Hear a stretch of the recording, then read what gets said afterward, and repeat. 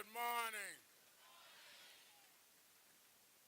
Well, certainly we are happy to kick off our third morning of the National Action Network National Convention, and we are very honored to have a kickoff speaker that all of us know and love for her fight for people that need someone to stand up against those corporate giants who feel that we are to be maneuvered and manipulated rather than share in the wealth of the country.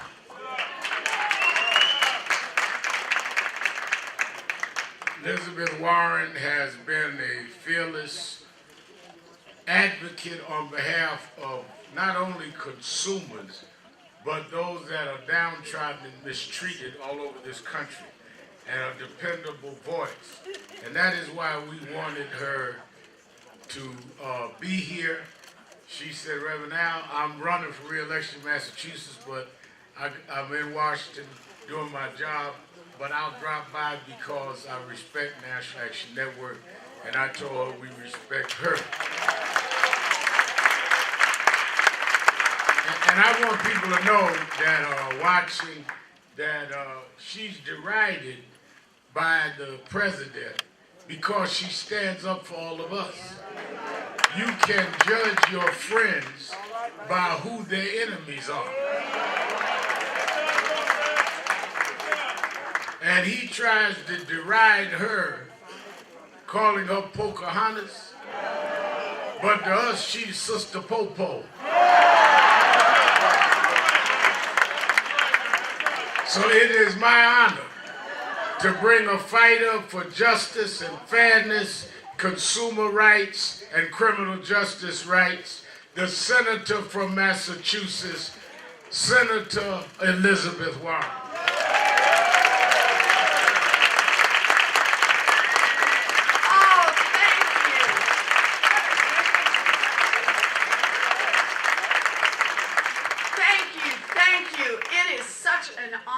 To be here, and thank you, Reverend Sharpton, for that terrific introduction. You know, I want to start this morning by saying something very personal about Reverend Sharpton. Back during the build-up to the 2008 financial crash that wiped out so many families across this country, the Reverend called out what was going on. And he gave me lots of chances to talk about it, other people, and he kept calling it out right up until the time of the crash. And then when I worked for President Obama to set up the Consumer Financial Protection Bureau, the Reverend was one of its strongest supporters. He was out there every day for this. And now, down in Washington, when we're doing everything we can to defend President Obama's legacy, the Reverend is right there with us. So thank you, Reverend Sharpton, for all you do. Thank you. So I'm excited to be here with you all this morning. And what I wanted to do is I wanted to take some time to talk about housing this morning. Yeah, now, I was afraid that might sound a little dry to some people, but good. And I thought what I'd do is I thought I'd start with a story about why this issue is so important to me.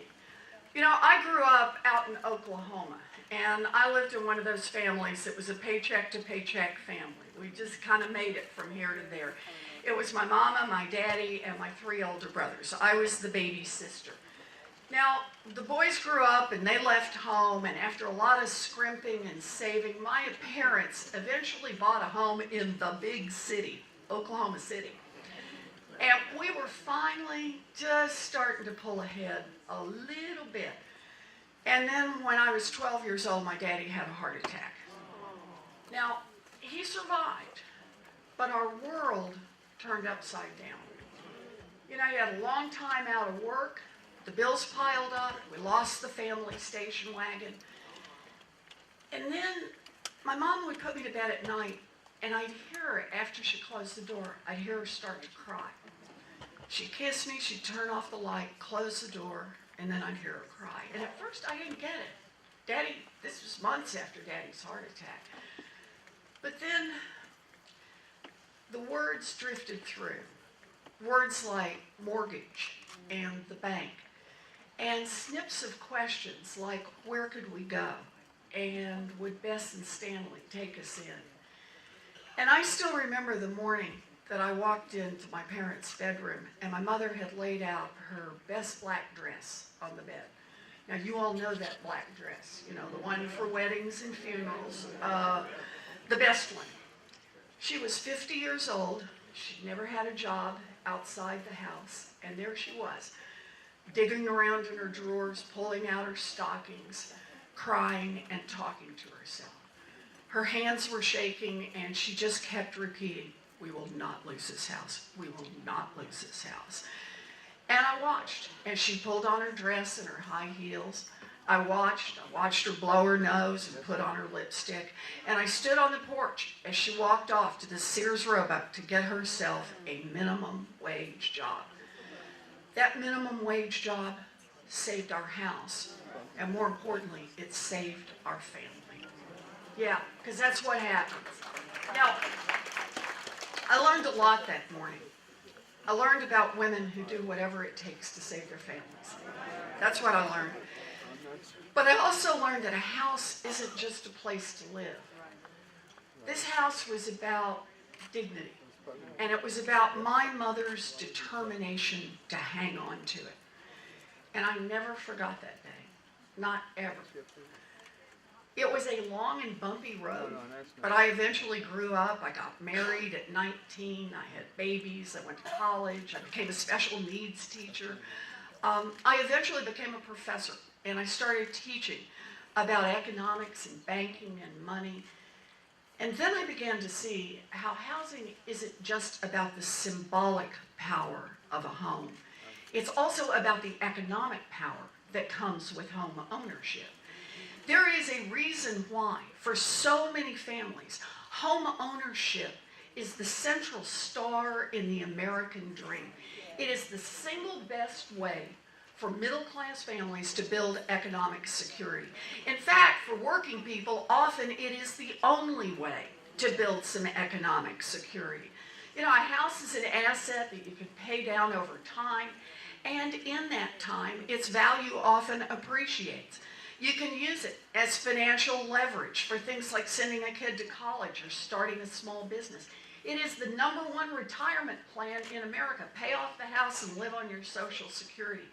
And if Grandma and Grandpa can hang on to it until it's paid off, they can pass it along to their kids and build real wealth for the next generation and the generation after that. So there it is. Retirement plan, investment options, safety net. Home ownership is a powerful thing in America. So if you want to understand the systematic disempowerment of African Americans throughout our history, here's a pretty good place to start. Until 1968, it was the official policy of the United States government to make it harder for black families to own their homes. I just want you to think about that.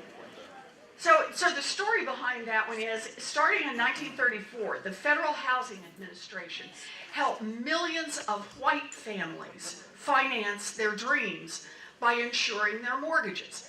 But the government refused to do the same for qualified borrowers who lived in minority communities. And let's be really clear here. This wasn't like some loophole, some legislative oversight, something that was being exploited by just, a few scurrilous racists that were buried somewhere in the federal bureaucracy. No, it was the law, open and right out there for anyone to see. So think about it this way. During one of the most consequential periods in the economic history of America, the time when America built a great middle class as we know it, the government put a sign on the door to economic opportunity reading, "Whites only." This was an attack on the dignity of black families, It was also an attack on black families' efforts to build a little economic power. And it was one more way to keep African Americans from becoming a fully equal part of America. Okay, so that's the story, but make no mistake about that story. That kind of discrimination didn't stop in 1968 when the rules on redlining were rolled back. No, it didn't stop.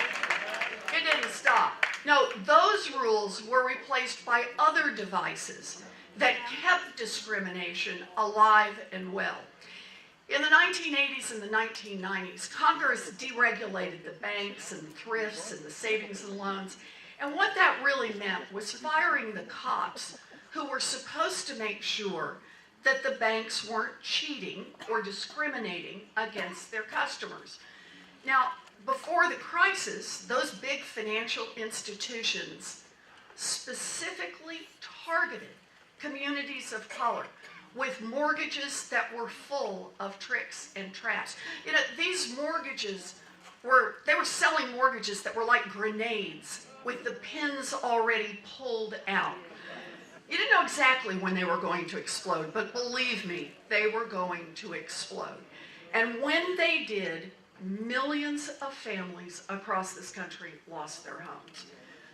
But the story gets even worse, because the big banks were so precise in their targeting those same communities of color that they got hit a second time when these neighborhoods were nearly destroyed by the concentration of foreclosures after the crash.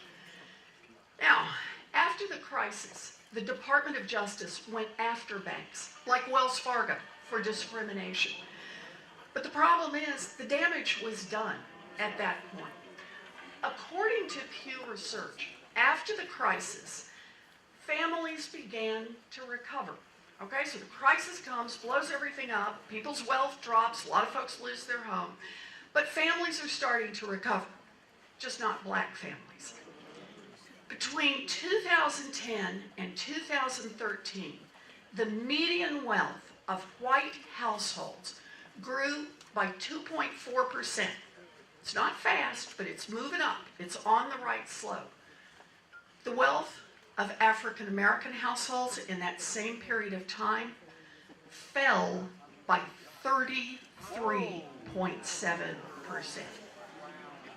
Think about that. In other words, while white families began to recover, black families fell further behind, and I mean they fell hard. Now, in the wake of the financial crisis, I went all around the country talking to people who'd been affected, people who were on the verge of losing their homes. And I heard a lot of stories as people fought so hard to hang on. They took on extra jobs, they borrowed money from distant relatives. I can't tell you how many women told me about selling their wedding rings to try to make a mortgage payment. And I have to say, I wondered how many 12-year-olds and younger heard their mothers cry at night. But you know what really gets me? The banks got caught discriminating. They paid fines, and then they just went right on with their business. Yeah. Bank of America paid $335 million to resolve allegations after President Obama's administration found out that its countrywide unit had engaged in a widespread pattern of discrimination against qualified African American and Hispanic borrowers. Think about that. There it is. It's right out there in the court records for anyone to see. Wells Fargo settled for $175 million after President Obama's administration found 34,000 examples of Wells Fargo charging African Americans and Hispanics higher fees and rates on mortgages compared with white borrowers with similar credit ratings.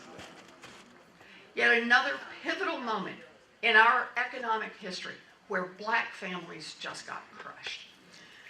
Okay, so now the financial crisis is in the rearview mirror. It's behind us, all right? We're 10 years past it. But boy, housing discrimination is not behind us.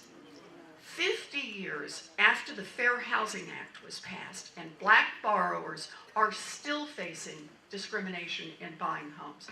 In 2015 and 2016, nearly 2/3 of mortgage lenders denied loans for people of color at higher rates than white people.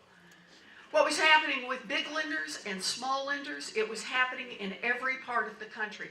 In fact, a study just came out a few weeks ago that said in 61 different cities, minority borrowers were more likely to be denied a mortgage than white borrowers with the same income. And when black families get mortgages, they pay more for them. 23% of black homeowners had mortgage rates that were higher than 6%, compared to just 13% of white homeowners. And here's the deal. You do that to people on the single biggest asset that a family buys. You do it over and over and over. You do it in a community again and again and again. And the result is felt throughout the family, throughout the community. The results are unsurprising. And I'm going to give you just one example.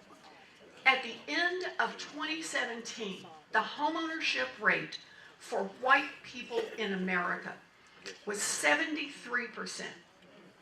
For black families, it was 42%. So there it is. Homeownership is the #1 way that working families build some wealth, the #1 way that working families protect themselves in stormy seas. But black families have consistently been discriminated against generation after generation, and the results are there for everyone to see. Yep, I'll give you one example that was published just recently, and it was published in the Boston Globe. The median net worth of a white family in Boston is $247,500. About $250,000, $247,500. For a black family, median net worth, family right in the middle, it's $8. $8. So I want you to think about what that means. Look, I get it. We are up against some really tough fights in this country. And I'm not here to tell you that housing discrimination is any more important or any less important than any other issue facing black America today. I know I haven't personally experienced the struggles of African American families, but I am here to say that no one can ignore what is happening in this country. That's why I'm here today.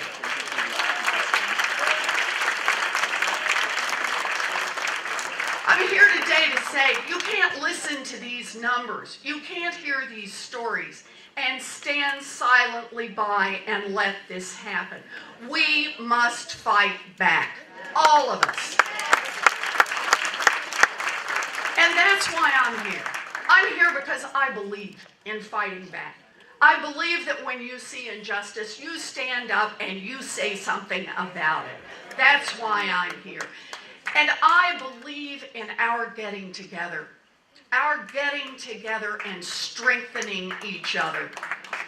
Now, so let me just say for a minute, let me remind ourselves, since we are together, let's remind each other of our values, of our collective fights, of our determination.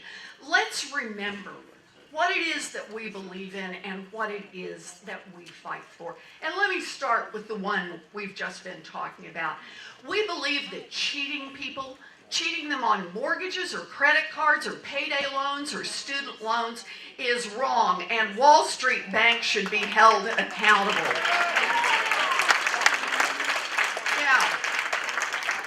And let me double down on that. You know, we know that a kid who gets caught with a few ounces of pot can be sent to jail. Well, we believe that when CEOs break the law, they should go to jail just like they.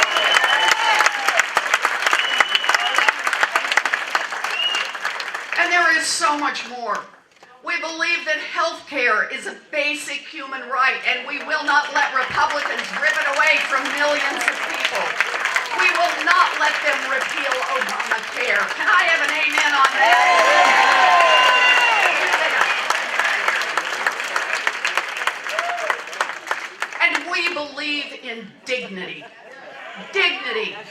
no one who works full-time should live in poverty, and that means raising the minimum wage.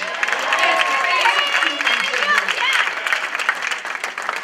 We also believe that after a lifetime of hard work, people are entitled to retire with some respect. And that means strengthening and expanding Social Security and Medicare.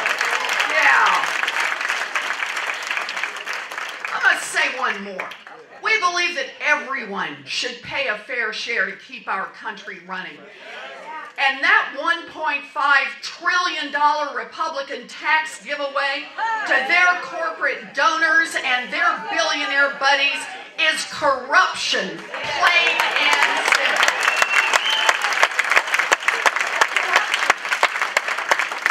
Look, if there's $1.5 trillion to spend, let's use it to strengthen our schools or help our kids get through college, rebuild our roads and bridges and mass transit, and produce a lot of good paying jobs along the way.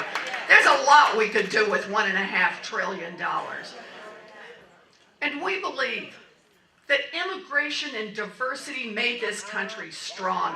And that means stopping the Trump administration's hateful immigration policies, protecting our dreamers and their families, and we're ready to fight for them. You bet. You know I could do this all day. I just have to do one more though. I have to do one more. You bet. My kind of man over here. But one that's so important that we gotta say. We believe that racism and sexism and homophobia, that hatred and injustice and bigotry have no place in our country. We believe that Black Lives Matter, and we're not afraid to say so right out loud. Yeah.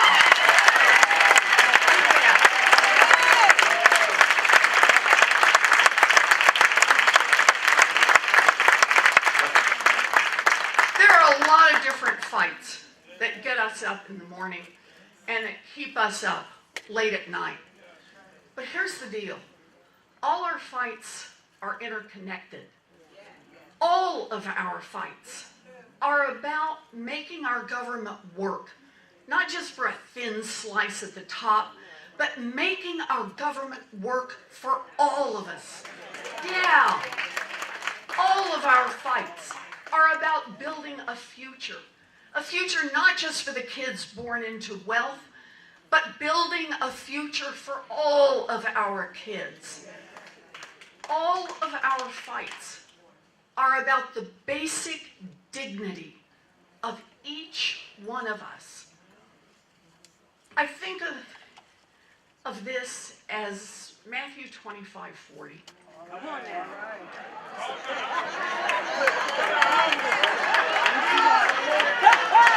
All right now.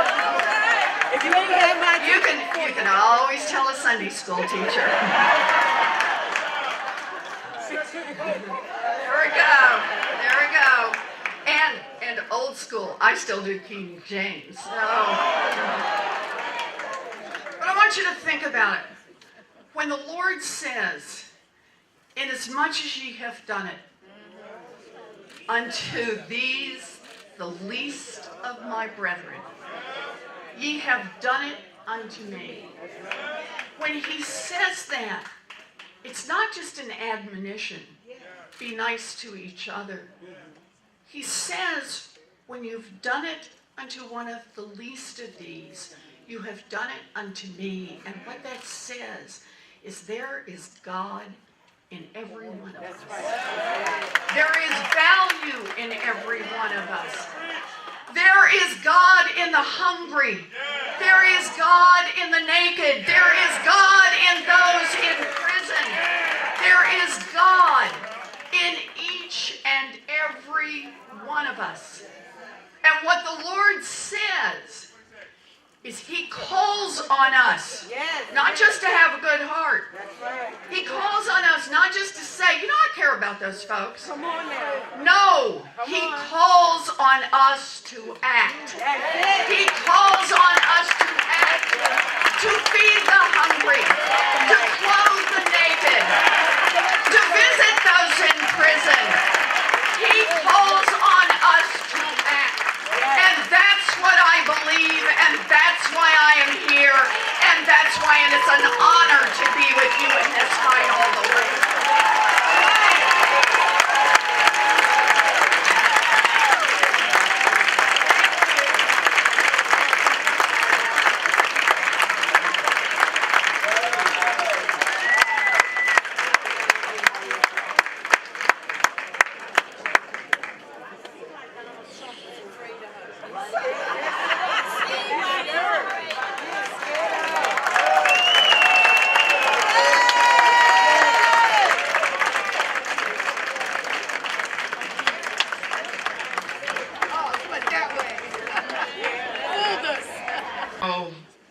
session how to deal with gun control.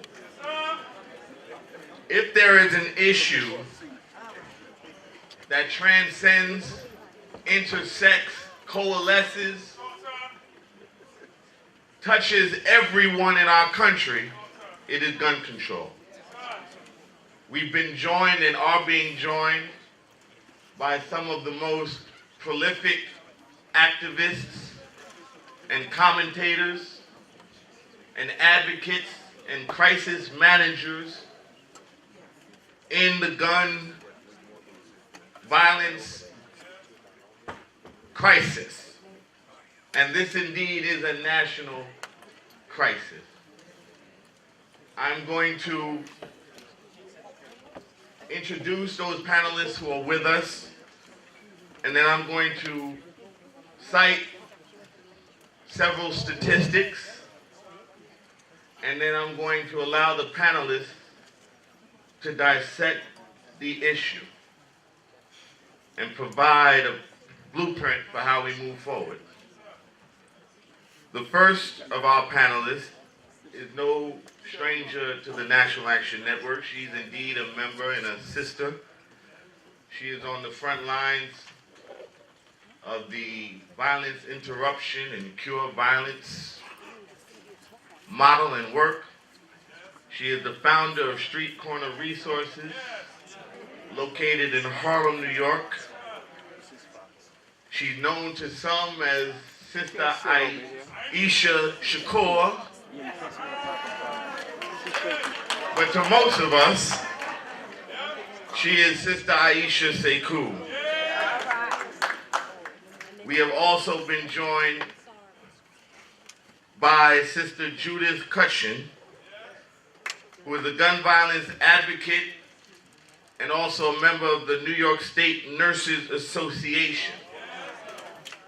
She has a very profound personal story that she's going to share, which provided the impetus for her activism in gun violence. We've also been joined by one of the sharpest legal minds in this debate. He too is an advocate, not just in the courtroom, but outside of the courtroom. He too is an activist, a brother, a friend, and a partner of the National Action Network. He's the legal advisor for the Newtown Action Alliance campaign. He's Brother Monty Frank.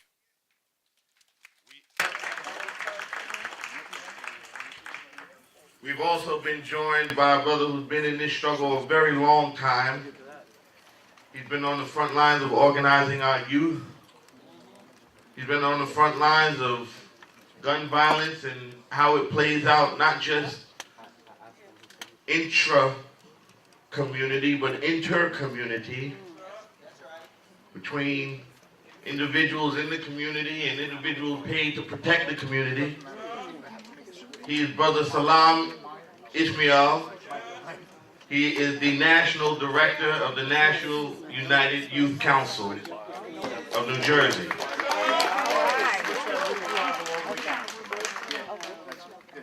And finally, Marie Dellis.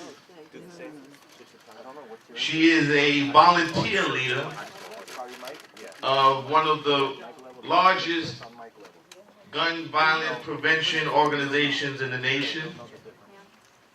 She is a member, she is a leader, she is a prolific advocate, and she joins us for Moms Demand Action.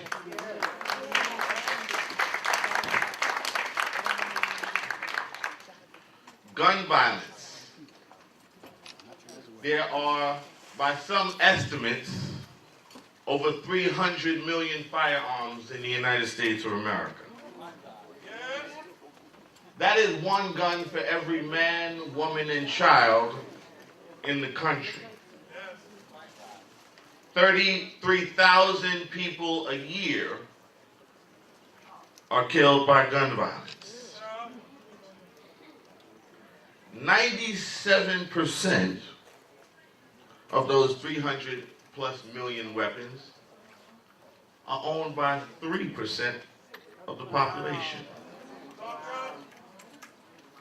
50% of the world's guns are owned by Americans. Yet we're only 4% of global population. America indeed has an addiction to violence and bloodshed and firearms. We talk about intersectionality. There is not one community in this nation that has not been ravaged by gun violence.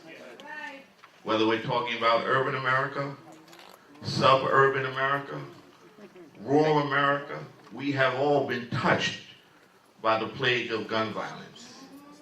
It has become the human rights crises of our time. The question is, how do we stop the madness? The Second Amendment protects our rights to bear arms within the framework of a well-regulated militia. Not one gun for every man, woman, and child in the nation. And with that, I'm going to ask our sister Aisha Sekou to light us all on fire this morning, because she is the only one that can take the heat of following Elizabeth Warren.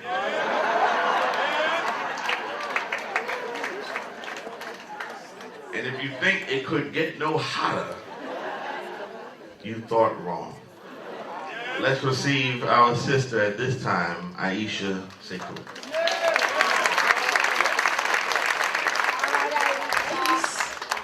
Peace and blessings, family. I want you to know that I feel like there is peace and power in this room. And it has a vibration. And I know that people did not get up this early to just come and sit in a room because they don't care about the issue. That the people in this room are in vibration with stopping the kinds of guns that are coming into our community, that are taking the lives of our babies. We're not talking just adults. We're talking our babies in schools and places where they are commissioned to go and learn, and teachers are commissioned to teach and to elevate their spirit and their intellect. And our children are being murdered. I had the opportunity at the National Action Network, I have goosebumps right now, when I heard a young woman, and I can't think of her name, I think it's Anaya, but she was at the National Action Network on a Saturday at the rally, and she talked about how her classmate had been killed in Parkland and was dead, and she pulled his body over her. You see, we have to deal with what the reality is. We're not talking about the 6 o'clock news when it all sounds compact in 2-3 minutes. We're talking about a young woman who talked about how she had to pull the body of her classmate over her to survive being shot. Our children should not have to do that. So as we look at this issue of gun control, I remember a couple of panels back when people were saying, well, that whole issue about the legislation and gun control was for white people. Oh yeah, people said that. They said that's the white people issue. We just have to worry about when guns come out in the hood. Well, you know what? It's everybody's issue. That young woman I'm talking about was African American that had to cover herself with that body. So this is an issue, and I'm really always grateful to Reverend Al Sharpton, the National Action Network, and of course the House of Justice, and Brother John Foy, all of those who have been on the front line supporting this work around gun violence. But we need more support. It is not over. We can't divide. This is not a time for division of, oh, that's the white folks in the suburbs, and these are the black folks in the hood. One, we are making the hood back to the neighborhood so we can talk about things like guns coming into our community. The other thing is anytime you see 17 young people die in a school, shot in a school, that's everybody's issue. Mothers, fathers, how many mothers and fathers in the room? Uncles, aunts, right. So if somebody pulled the trigger in your child's school, we'd all be talking about that. You'd be asking for support. So my job this morning when I woke up was to think about how can I help to commission people into action, to challenge them to be into action. And so I don't want you to leave here feeling hopeless and helpless and like we just had a moment of feel good. Wow, I feel good now. We talked about this. We have to do something. That something is. And today you can do this. You don't have to wait till tomorrow. When this is over, you can go in the hallway. Call your congressperson.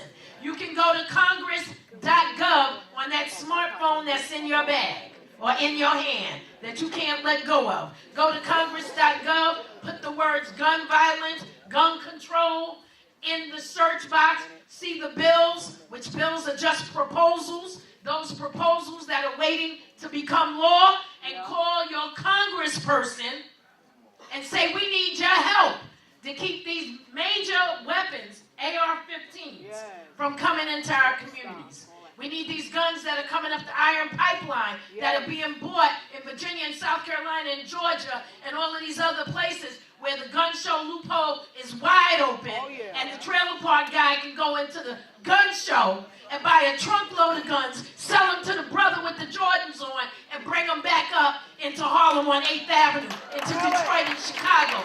We have to do something, family. It's not a white issue. It's not a black issue. It is a human issue, and we must come together and use every piece of our power to make change. Make a phone call today to your congressperson, write, organize people in your community, but let's get it. Let's make change. Peace.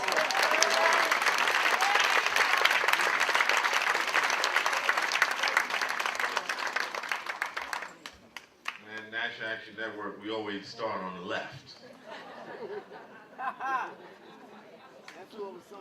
Now moving to our right, physically, not philosophically. We will now hear from Brother Salam Ismail.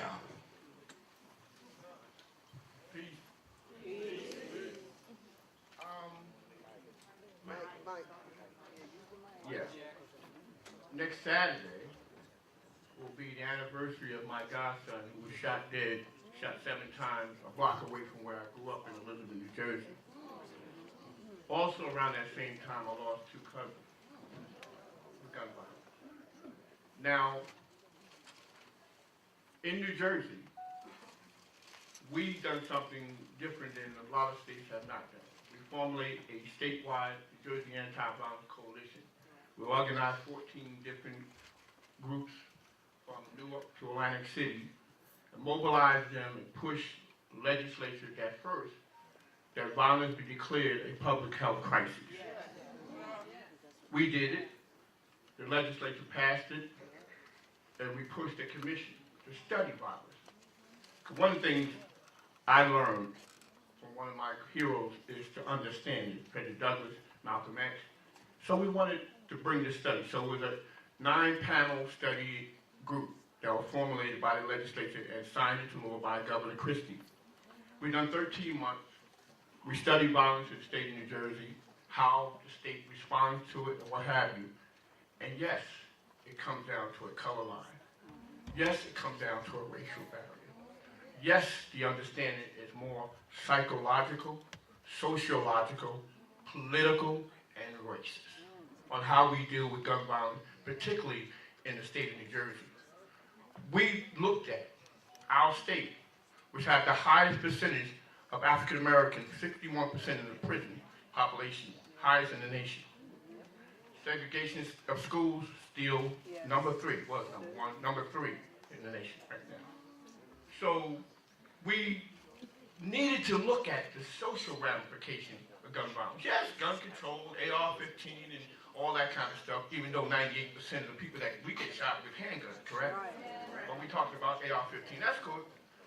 So after the study, we brought it back to the governor, Governor Christie in 2015, Forcibly, they named me the co-chair, so they wanted to just do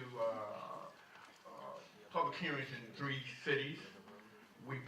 I pushed for 8. And I'm glad Brother Young here, Atlantic City, was one of those cities with that. But we pushed for those. And so we submitted the 82-page report to Governor Christie, and he did nothing. So we got a new governor.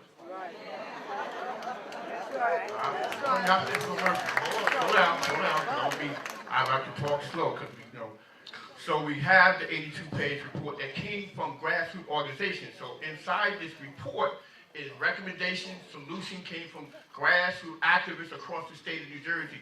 And we took it and we submitted. Now it's in the hand of the state legislature again to implement those 82-page report that came from our folks. Now, the second part of that fight and that struggle is to make sure, Steve Young, that we reorganize, and that's what we're going to do, because May 14, I'm holding a statewide reconvening of those organizations across the state to reevaluate those 82-page summary that you all submitted to us to make sure now it moves forward. So as we talk about gun violence and how it impacts my community, where I lost people and continue to lose folks across this nation, 25% of gun-related homicide in my state is in one city alone. One city. I'm not going to do that. I'm not going to say that. But one thing about the fact is the fact. And I love every one of the cities, and I've done a lot of work, and Rock is doing a great, tremendous job of doing what he's doing. So let's don't go there. But there are some realities, and this is why I said, when we talk about this issue, yes, there's racial understanding. There's a political thing that's here when we talk about dealing with our community. Now, we know when other folks get shot and it become a crisis, it become a public health, and it becomes a different kind of narrative. But when black people die, every single day, nobody wants, even some of us don't want to deal with it because it's too political and too much work. So, New Jersey, I can speak for my state, we back on the numbers next month. And we're going to organize, we're going to mobilize, and make this issue not only a sincere, we're going to do what Sister Aisha Shakur doing in Harlem, where she got a number of days where there's no violence in the district that she's working in. We want that kind of stuff to cure violence, where it's funded, where it's supported, where it's financed, where they got staff. We want the same thing in New Jersey. So, you see what I'm saying? So, we got a lot of work to do. And that's my piece on this. All right.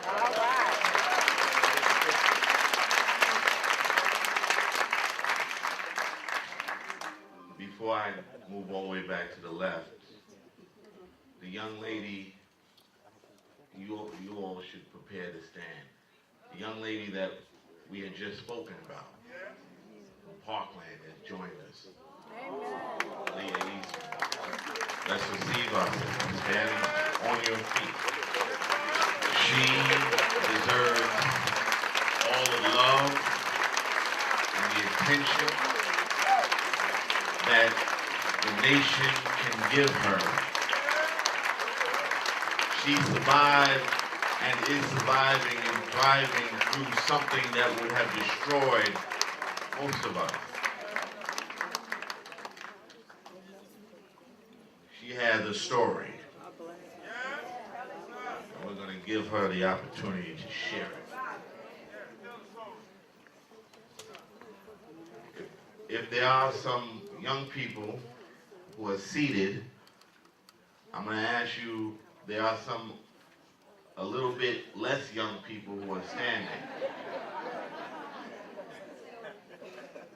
And we were raised and trained well here to respect our elders, to give honor to them. So if you are a millennial or younger, you can lead by being the first to stand up and giving respect to our elders and allowing them to sit. And And now we're going to hear from Aaliyah.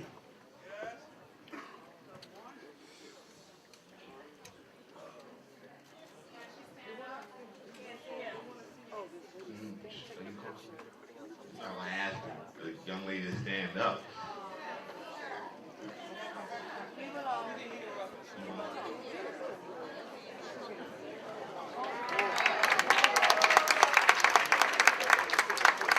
Hi, I'm a junior at Stoneman Douglas, and I'm not prepared to speak today, so I'm just gonna make it short. I was in the third classroom, 1214, I was hit by the shooter. 6 people in my class were shot, 2 died, and the person on my shirt saved my life, Nicholas Doret. As bullets came in, I just hit underneath his body, and he ultimately saved my life, because if it wasn't for him, I wouldn't be here today. So, I just want to say that's my story. Thank you all for being here. And I just want you guys to know that, yes, I survived a school shooting, but I'm also here to speak for urban communities that have been dealing with this way longer than February 14, 2018. So I'm here for that as well, because before I was a Parkland survivor, I was just a regular black girl, and I'm still that regular black girl, so I'm going to speak for all of us.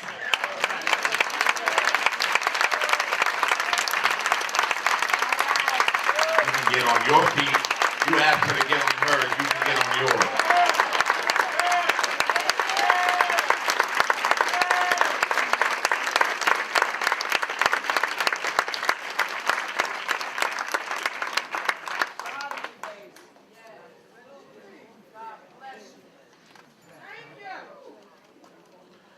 That right there is why I know we're going to win this fight. That spirit could not be destroyed. Now we're going to hear from a brother who is fighting the fight in the courtroom as well as on the street. You know, with this crisis has had a lot of this is it. We've had a lot of instances where that was it. Very first time I remember being utterly overwhelmed and feeling totally powerless was when our children were gunned down in their school. Kindergartners and first graders and their teachers that tried to protect them. And this happened in Sandy Hook, Newtown, Connecticut. And this young man was born out of that struggle and is with us today, Brother Monty Frank.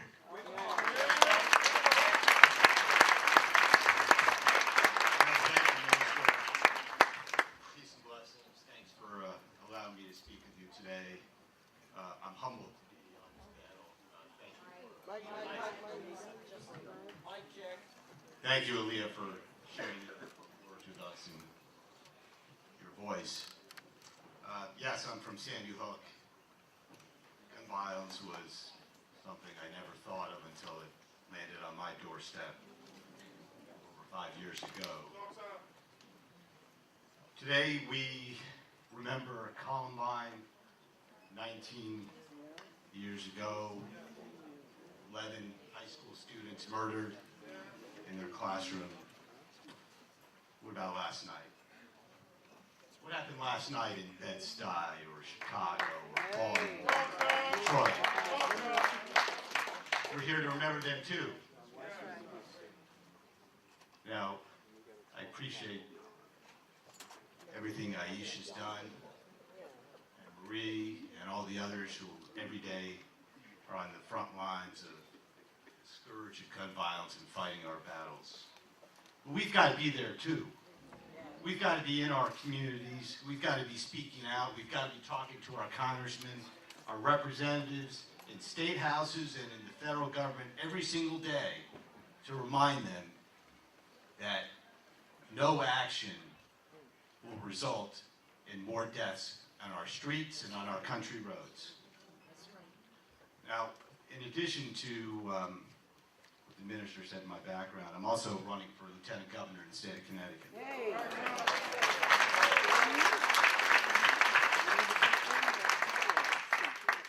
One of my proudest moments on the campaign is when I received the certification as a Gun Sense candidate from Mom's Demand. I'm looking forward to getting the F from the NRA. Probably the first F my mom will be proud of. Now, what happened at Sandy Hook was a terrible day. We lost 20 beautiful kids and 6 educators murdered in their classroom, the school my daughters attended. That's a weekend in Chicago, a month in Baltimore, a year in Hartford. And I remember a couple years ago I was down in Harlem at the National Action Network and Councilman Jumaane Williams spoke. And he said, and I remember the words, clear as a bell. What happened in Newtown was terrible, and I feel for you. But how come that when kids are gunned down in their classroom, in the suburbs, it's a mental health issue? But when it happens in Harlem or in Bed-Stuy, they say, look at those animals. So it's up to us, right? We've got to make sure that we rid ourselves of implicit biases and look at what is actually happening. And one of the things that is actually happening is the easy access to firearms. And it's not until the Congress acts and starts reducing the number of illegal weapons, when bringing firearms across state lines demands more of a penalty than bringing them across tainted milk, that we're actually going to see some action. Now, I was in Speaker of the House's office not too long after this Sandy Hook shooting, and I was with a mom from Aurora. She talked about how her daughter was murdered in the cinema and how she bled out right there in the theater. And the speaker looked at us, said, I feel your pain, walked out of the room, and did absolutely nothing. Since the Sandy Hook shooting, Americans have demanded background checks on all firearm sales. And we closed the loophole on background checks so that every firearm gets a background check. There hasn't been a single vote in the House on background checks. Our two-party system is broken, and it's up to us to make sure that we demand that there's a vote. Let's have a vote. You know why there's no vote? Because it will pass.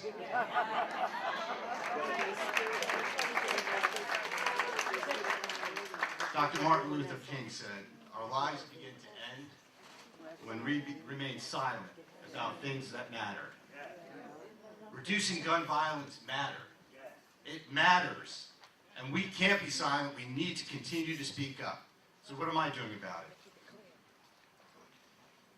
I'm a member of the ABA Standing Committee on Gun Violence. I advocate every day to reduce gun violence. I formed Team 26, and Team 26 is 26 cyclists. We ride every year from Newtown down to Washington. We stopped a couple years ago in National Action Network in Harlem.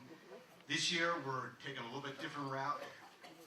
We leave Newtown, we go to Peekskill, we go to Morristown, we go to Trenton, we go to LaSalle University, University of Delaware, Baltimore, Southeast Washington. We're going to stop at the Bridgelle Jones Street, where Bridgelle Jones was gunned down in her community. And then we're going to go to D.C. and we're going to tell Congress, it's time for a vote. Bring it to a vote. 97% of Americans want background checks. It's time for a vote. It's time for you to do what the people want and stop remaining complicit in the gun violent deaths in our country. Thank you.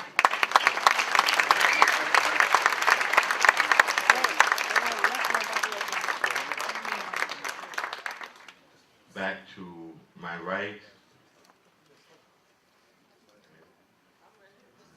Typing away. No. This is the work we act here. Even if you're acting with your fingers. Marie Dellis from Moms Demand Action. First, I want to say thank you very much for having me here. I can't believe I'm actually here sitting in the panel because last year or the year before I was actually outside waiting online to get inside here, and the line was long because I couldn't get in. But no shade. I'm just saying the line was long. I think all of my fellow advocates pretty much touched on a lot of things that were said. So I like to always start to just tell a little bit about my story. But before I could even tell my story, I always like to tell a story about who's here with me. I like to give a moment of respect to everyone and a moment of thought of everyone who got killed due to gun violence. And I know that Columbine is today, and I want to give special blessings for all the lost souls. And Mr. Leo, who's here, this beautiful young lady, I want to give a blessing to all her classmates that was lost that day also.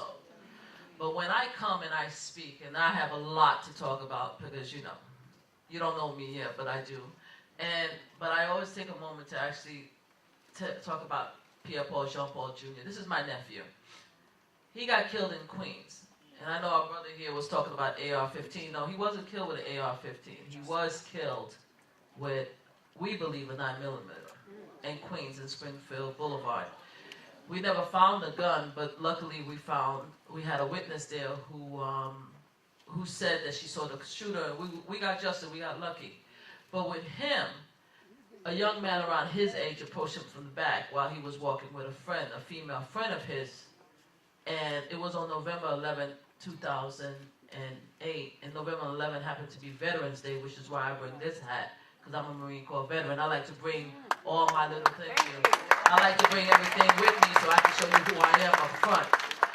He was killed. He was shot 10 times. 7 bullets.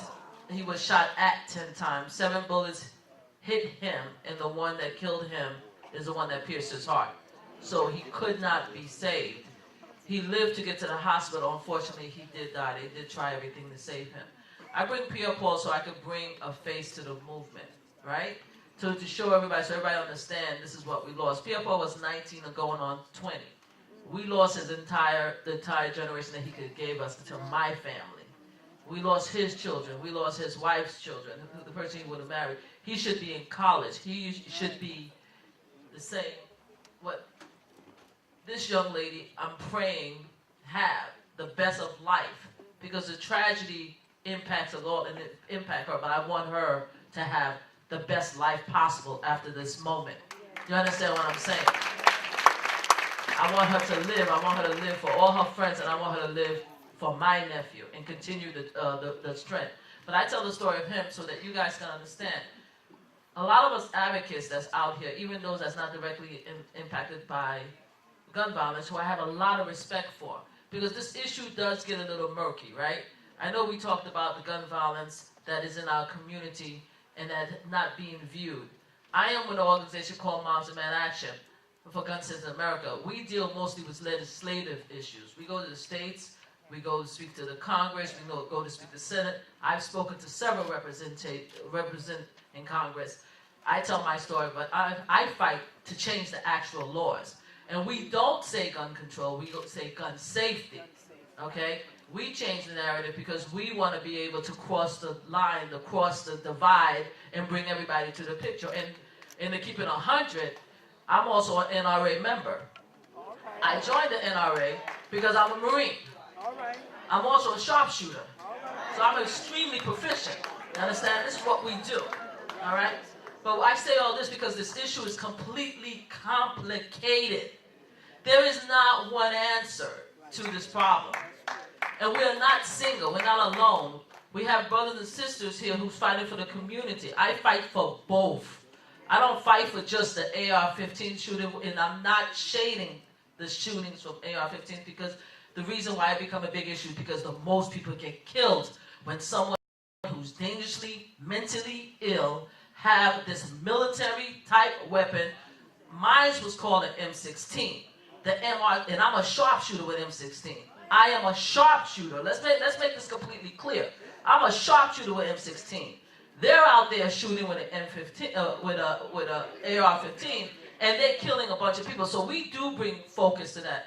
But bringing focus to that does not minimize, and will never minimize the daily shooting that's happening in our community with these handguns that's being given to our young brothers and sisters. And guess what? Let me tell you something about these young brothers and sisters that have guns out there. They're our family too. Don't get it twisted. That young man that went to jail for killing my nephew, he was my nephew age.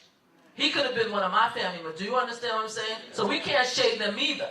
You understand? So this issue is about all of us. And I'm here to tell you, as a Marine, as a sharpshooter, as an aunt who lost somebody who to gun violence, as a mother, as a grandmother, and as an advocate, I'm fighting for all issues across the board. And thank you for having me here. I really appreciate it.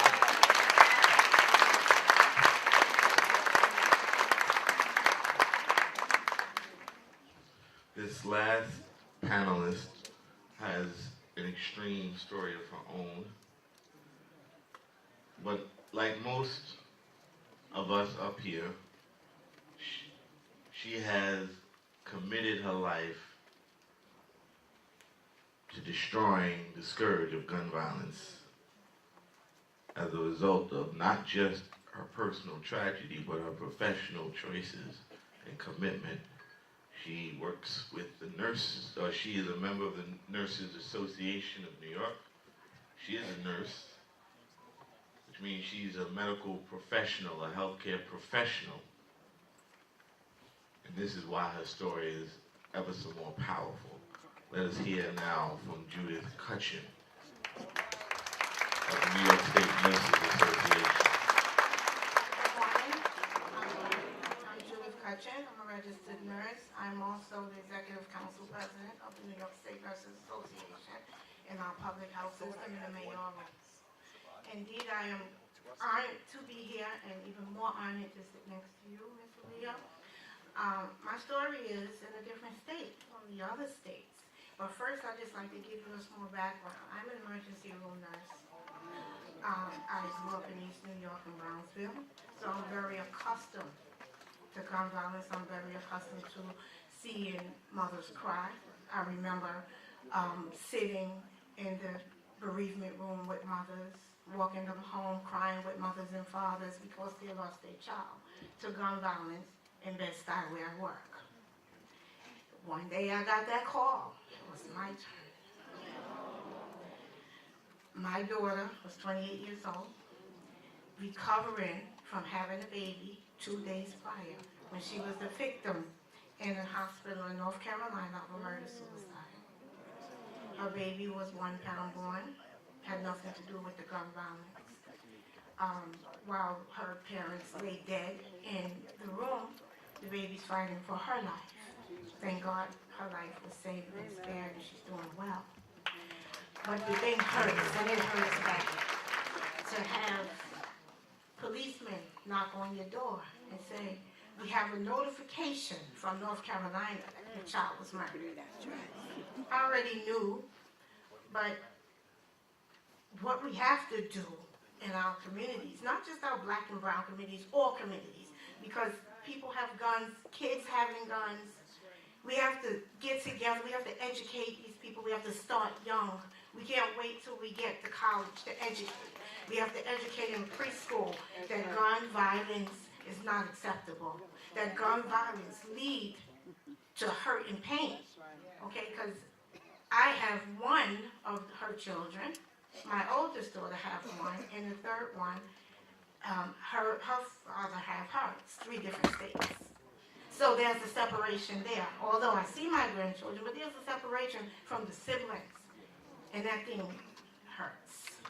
Okay, so what we have to do, we have CDC. CDC, the Center for Disease Control, they study diseases. I'm accustomed to that as being a nurse for 26 years. They study diseases, but this is beyond that. Gun violence is beyond that. That also needs to be studied. We need to know why things like this is happening in all communities now. Okay? It's just being heard in our community. Okay? This happened in a hospital. I didn't just lay down and say, well, they took my child, I'm going to sue that hospital. No, I went to the young man's mother, and I got her, and I said, what can we do as the parents who have 2 dead children that laid in that hospital, that what can we do that we can prevent some other mother and father from going through this? She accepted that. We stay together, we still talk to each other, we still encourage each other. Although he took my daughter's life, she didn't take my daughter's life. She can be an asset in her community in North Carolina. And she can speak to the young people there while I can speak to the young people here. I'm also a head nurse in the facility that I work, so I deal with a lot of adolescents, young people. And we have a great relationship with the young people in the community because their parents babysat me at one time, so I know those children. But we have to get on these buses. We have to make sure the people that we are voting for is held accountable. We have to put it in their hands and say, look, this is what we want. We want this gun violence to stop. We want the NRA to go to sleep with this and stop fighting with us and go on board with us so they can also, they need to get on board to say, you know what? Maybe we have some resources to help. It's not what's happening. But we needed to make it happen. In order to make that happen, we need to get on the bus, we need to rally, we need to go to our legislator, call them up. They all have phone numbers, you call them up, okay? And say, hey, if you don't do what we need to do, you're fired. Right. That's what we have to do. One quote caught my attention from this epidemiologist named Nancy Krieger. She said, when public health In public health, we count the dead. It's one of the things we do. And when we count them in order to understand how to prevent the preventable deaths. And I took that quote because I am an advocate. We need to, just like I'm an advocate for health, preventable illnesses, I am here to tell you guys that I am with any of you. I will be marching with you. I'll stand with you. If we can get these gun laws passed, that this is going to stop taking people away, keeping children away. And me as a mother, I don't have to suffer knowing that the next mother is suffering. Thank you.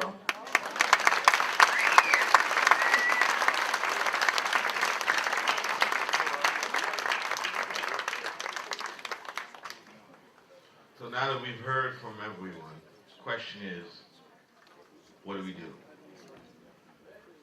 There are 2 tracks. There's the federal track, and then there's the state track. We cannot defeat this without both. So while we are looking at Washington in a state of stupor and paralysis, stuck on stupid, while the country bleeds to death, and a moron tweets every hour about some irrelevancy, what do? Congress right now, even in the face of Parkland, is considering legislation called the Concealed Carry Reciprocity Act. Let me tell you what that means. What that means is if you get a gun license in Utah or Kentucky,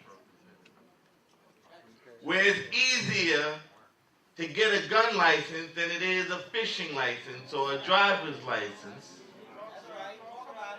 if you get your gun license there, you can pack your gun up and take it to any state in the nation. So here in New York or in California, where we have very strict gun laws, those laws can be undermined by the Concealed Carry Reciprocity Act in Washington. Chicago, right now, is the most violent city in America, not because guns are manufactured on the south side, but because they're manufactured in neighboring Indiana. That's right.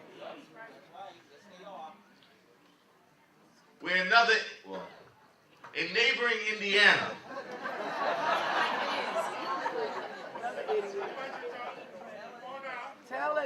and then they're shipped to Chicago, New York, New Jersey, the Iron Pipeline, I-95. But while we look at Washington, we can do something in our own states, in our own cities. But we should not stop acting. Here in New York, we have something called the SAFE Act. The SAFE Act provides some of the most strict prohibitions on weapons that should not be allowed in civilians' hands in the first place. The problem is that does not help those in South Jamaica who are killed not with in a military-style assault rifle, but with a handgun. But this is not a debate that can be divided. So my question to the panelists is, what kind of legislation on the federal level, on the state level, on the municipal level, or local level, do we need to be forcing those that we pay to protect us with policy and legislation to be enacting? What kind of legislation can be crafted so that we're not having a divided debate over handgun versus AR-15s, a military assault weapon? I'm gonna give a little story and then open it up to the panel. I'm a parent of a 7 and a 5-year-old. After Parkland, I organized a town hall meeting at my children's school. We invited the elected officials from around the city. A couple of them were happy to come because the school is in one of the highest voting districts in Brooklyn. They were happy to come. But when they came, they started talking out of both sides of their mouths. Well, this is not the kind of debate. Why are we here gathering after Parkland? That's not our problem. Yes, they did. But here's the problem. The problem is the lack of vision. Because I don't want some fools coming into that school ever with an AR-15. And if you think it cannot happen, then you are sticking your head in the sand. It's only a matter of time before New York or Chicago or New Orleans or Detroit or Los Angeles or Oakland had a school tragedy with a machine gun. We can't forget Charleston with 9 martyrs gunned down in the church. People killed in the church, people killed in schools. There are no more safe spaces in the United States of America.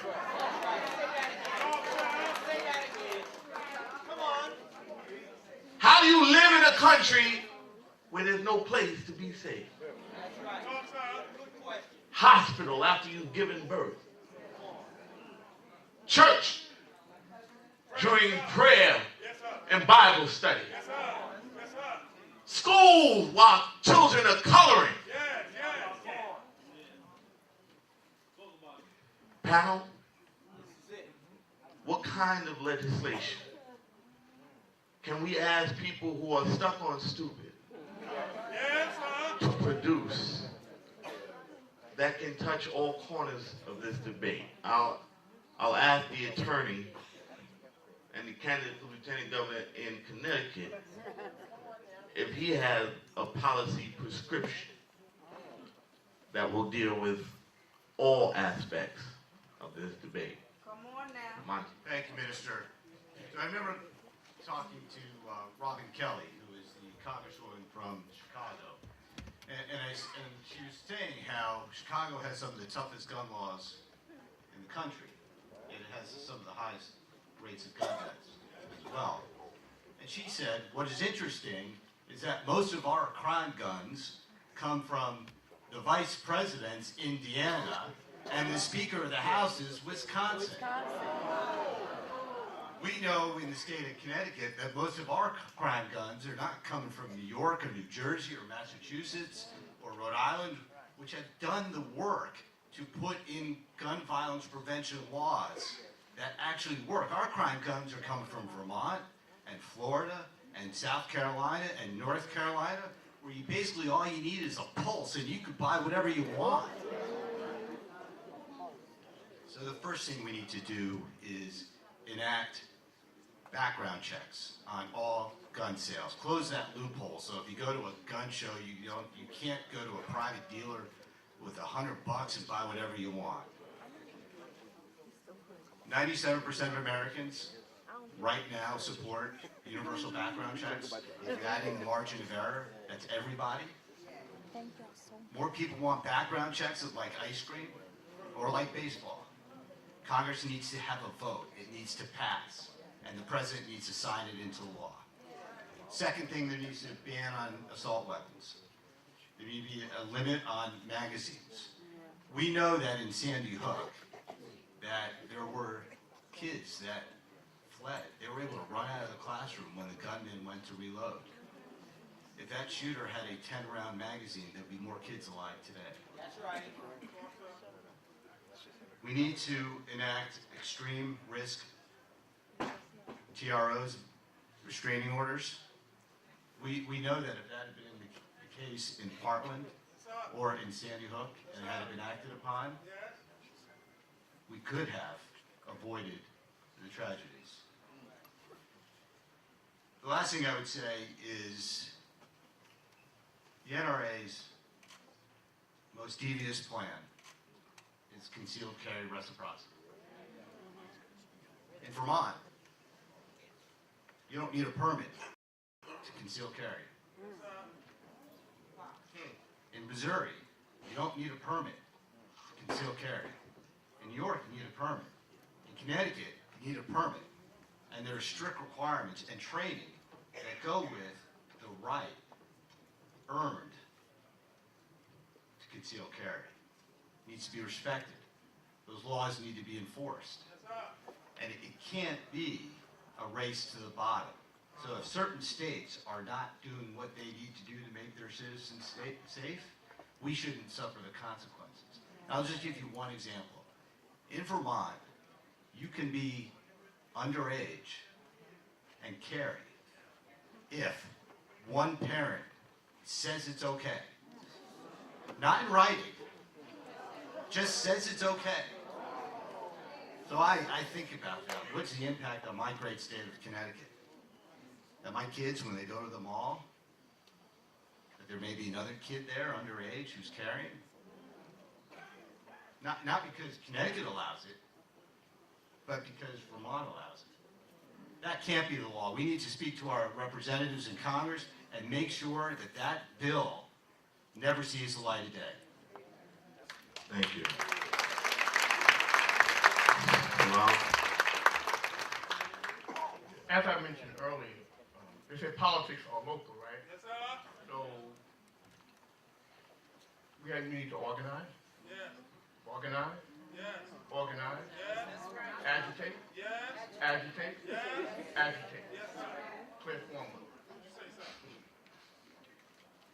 We need all states to declare violence a public health crisis. Yes. Change the mood of how we deal with violence, particularly how it impacts our community. One of the things we pushed as part of the report that I mentioned, the 82-page report, I'll give you all, email you a copy of it. Okay. To establish a division on violence prevention and intervention. That's what we're pushing for when on a new governor. The other thing is, just about maybe close to last year this time, a young kid was in his house playing with a gun with his friend, a cop house, a police officer home. He took a rifle and pointed at him and shoot him, rap video or something, and mistakenly shot his head off. Since then, we've been pushing locally legislation mandate all gun owners to have a registered gun safety vote with the capacity to hold handguns and rifles. Because guess what? 1.7 million minors in homes with loaded, unlocked firearms. Over 500,000 firearms are lost or stolen each that was just a couple of things that we pushing legislatively. So organize. Now I got enough for everybody. Come get this fact sheet and my card, and let's begin to organize. Thank you. I'm not going to talk about the laws because everyone else talked about it, but I do want to say one thing to finalize. We need to vote these people out. These laws are not going to help us unless we make sure that we are a single issue community in the world. If they don't want to protect our kids, then we need to vote them out. Thank you. And we're going to have to let that be our final word for the panel. We're going to be transitioning into our next panel, our next plenary session, so don't you move. Because if you move your feet, all right, you know it. We want to give a round of applause to our panelists. Please do not bombard them. We have to exit the stage now. We're going to do one group photo, and then we're going to exit the stage and prepare for our next plenary session. I want to ask you to stay seated as much as possible. You're not going to want to miss Reverend Sharpton and our next speaker.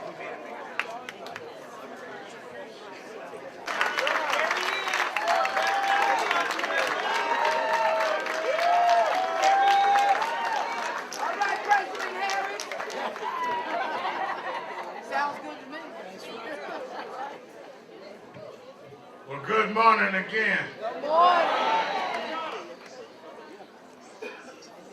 President Harris in the house. 2020. Let me say that there are many that are here over the last 3 or 4 days of our convention, which we'll go through tomorrow. But out of all of those that come, we are clear on those that we know and those that know the issues that we're concerned about. I need y'all to close that back door because I don't know what kind of noise is going on out there. And where Kamala Harris, sure, we don't have enough seats, so we'll be arguing about getting in.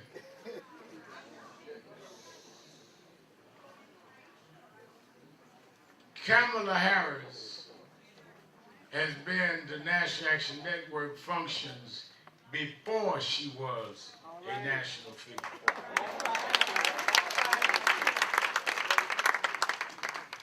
She was a recipient of the Triumph Awards many years ago at Lincoln Center before she ran for State Attorney General and U.S. Senate.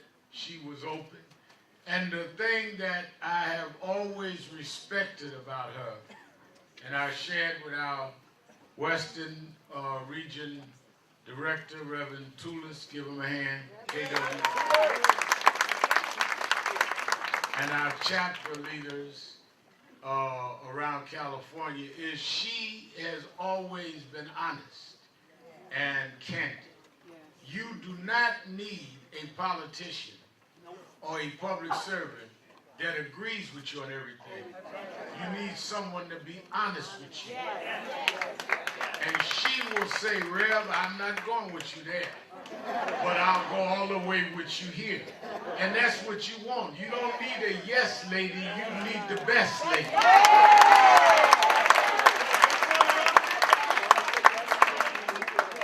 And I don't mind somebody telling me no, if they tell me why not. And if they can tell me, then what can we do? So she is someone that has been accountable, respectful, and honest. And I want people to know that it was, somebody wrote about these are the Sharpton primary. We already know her. And we know where we can sit down, and we know where we can go and where we can't go. And she will tell us honestly, and she has been that. She has been consistent, and she's been productive. They did a story in Politico today about how her rise has that shook up California. And they did not expect her rise. She's been around long enough where the problem is they don't know how to measure stuff. Problem is not her, the problem is y'all been looking at the wrong scale. A lot of folk know Campbell been coming a long time, and we'll see where it's going. Now people said, BuzzFeed said, well, a lot of them are not well known enough. Well, there was a guy I knew that came to this hotel in 2007, and we couldn't hardly say his name.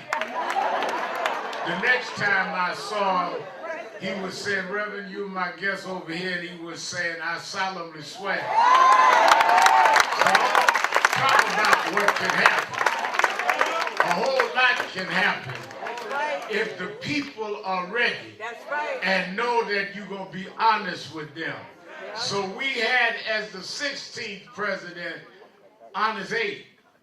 We have as one of our speakers today, at home, in the community that she comes from, Honest Kamala, saying, I'm not going to go with y'all on everything, but what I'm going with, you got a champion that'll fight and someone that'll never turn their back and not give it to you straight. The senator from the state of California, Senator Kamala Harris.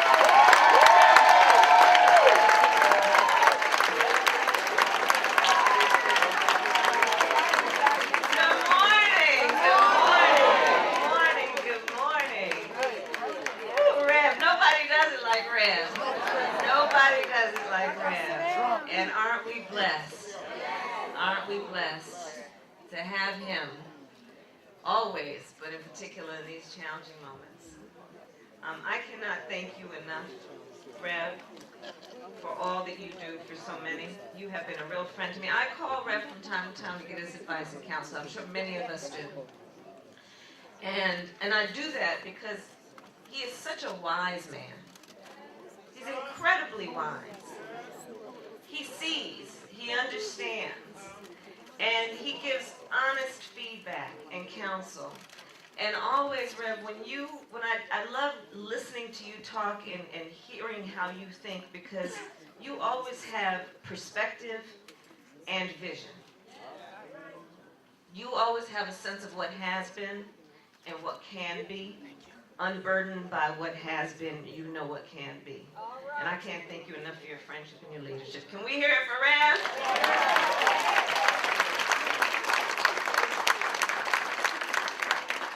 And so let's think about where we are in this year of our Lord 2018 as we come together, the National Action Network, this organization that Rev founded. The one thing that I know we're doing today as part of a reflection on the last 50 years is that NAN is really, I think, defining the modern civil rights movement. The modern civil rights agenda. Honoring those upon whose shoulders we stand. Honoring those leaders that came before us. And dedicating ourselves to the leaders among us. Understanding the challenges we face. And I think about then, and we are reflecting on those who came before us. The marchers and the activists like Dorothy Height and the great John Lewis, who I was with just a few weeks ago when he invited me to join him and walk across the Edmund Pettus Bridge in Selma. And I think, of course, as we all do, especially these 50 years after Memphis, of the great Dr. Martin Luther King Jr. And I think about folks like Thurgood Marshall and Charles Hamilton Houston, and Constance Baker Motley. Those great leaders and heroes, and in fact, the three of them who inspired me as a child to want to become a lawyer and do the work that they did of understanding the importance of translating the passion from the streets to the courtrooms of our country, and the work that must always be done of reminding folks in those courtrooms of those promises we made in 1776 that we are all and should be treated as equals. So this is a moment of reflection and remembering those 50 years ago. And there is certainly a lot to think about.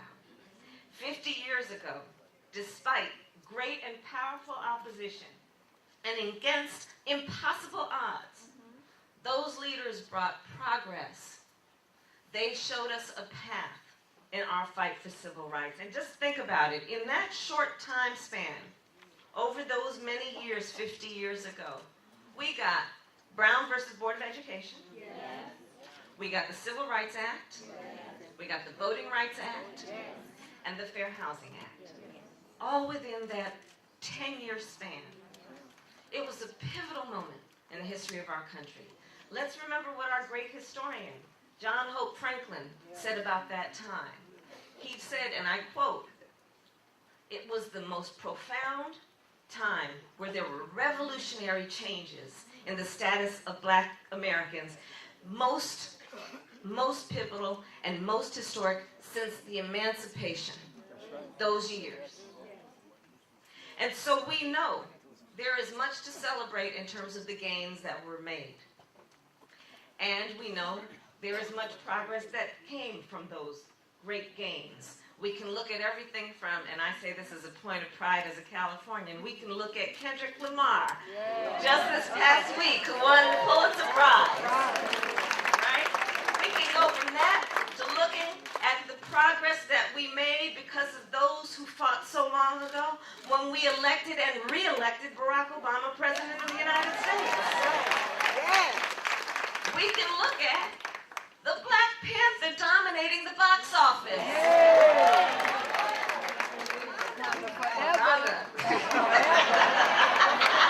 Lives. And we can look from that to Cory Booker and Kamala Harris being elected to the United States Senate. So there is much to celebrate. But while we reflect on all those achievements, we must be clear-eyed. We must be clear-eyed about where we are now. And right now, I believe we are at an inflection point in the history of our country. I think of this as being a moment in time that is similar to that moment in time that my parents met when they were active in the civil rights movement, marching and shouting in Oakland, California in the 1960s. I think of this as being a moment in time that is challenging our country to look in a mirror and ask this question, who are we? And I believe that at this moment in time, in order to honestly answer that question, we must speak truth.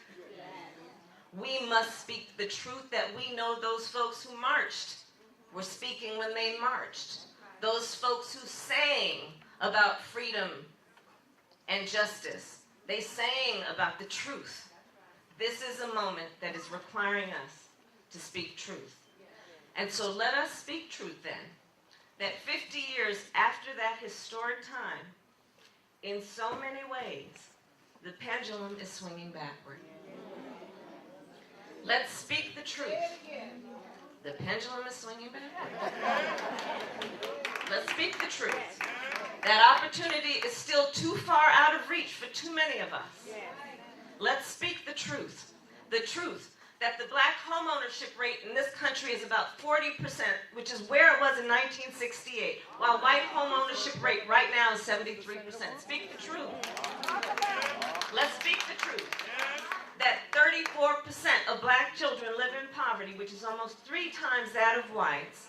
And as the New York Times recently explored, Black infants in America are now more than twice as likely to die as white infants. Let's speak the truth and be clear. No child of any race in America should live in poverty or die during infancy. Let's speak the truth. Let's speak the truth. Instead of desegregating, we are now resegregating the schools of America. You know that here in New York, where we have some of the highest, 65% of Black students go to schools that are more than 90% people of color. And the truth is, there are only 3 Black CEOs in the entire Fortune 500, the lowest number in 16 years. And when the New York Federal Reserve chose not to appoint a highly qualified Black man as its leader, We see the truth that our progress is eroding, even at the very top. Let's speak the truth that across this country there is a systematic attempt to suppress our right to vote.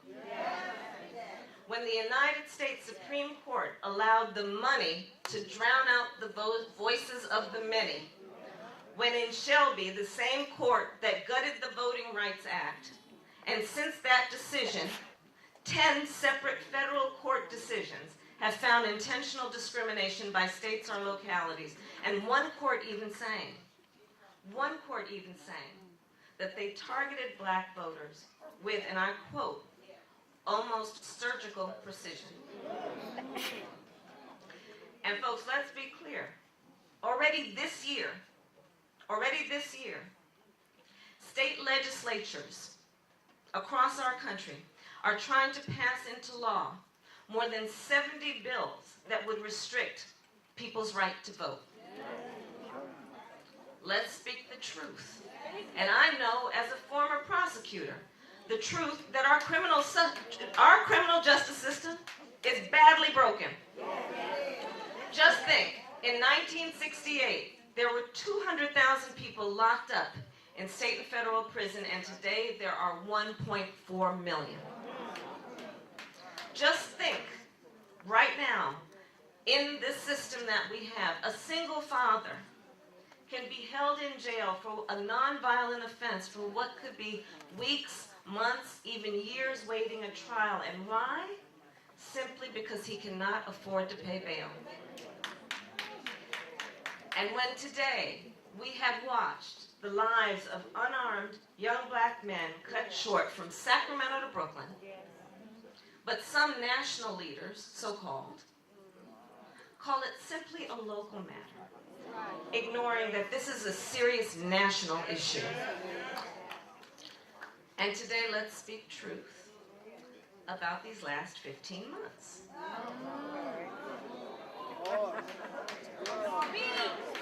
Now, for context, while we are here to reflect on the last 50 years, let's remember then in context what was going on in the 1960s.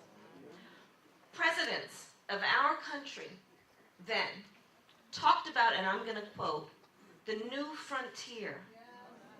They talked about, I quote, a great society. By contrast, in the last 15 months, we hear phrases like, I quote, American carnage, and a phrase that disparaged an entire continent of people with words I will not repeat here. And then they dare ask us the question, what do you have to lose? Well, I'll tell you what we have to lose. And I'll tell you what America has to lose. What we have to lose is a justice system that is supposed to protect and treat everyone equally. But our current Department of Justice has re-escalated the failed war on drugs, has emphasized incarceration instead of rehabilitation, and has rolled back pattern and practice investigations and undermined consent decrees. What we have to lose is everyone's equal access to education. But we have a Department of Education that is openly hostile to affirmative action, turns a blind eye to discrimination in schools and on campuses, and get this, and I say this as a proud graduate of Howard University, and question the constitutionality of HBCUs. And they ask us, what do we have to lose? What we have to lose is the promise of fair and affordable housing. But we have a Department of Housing and Urban Development that reverses housing protections and went so far.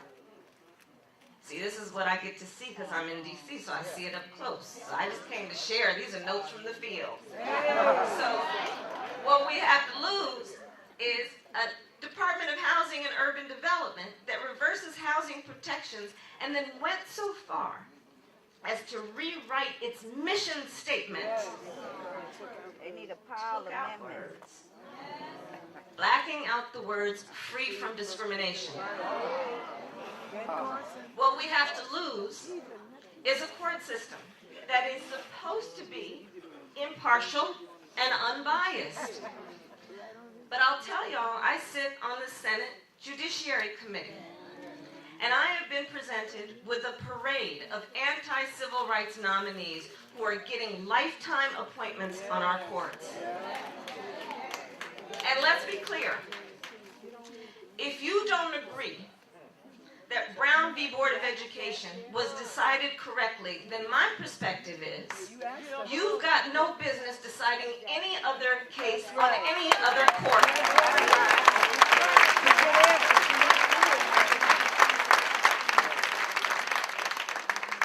So, Nan, all of this is to say, these are challenging times.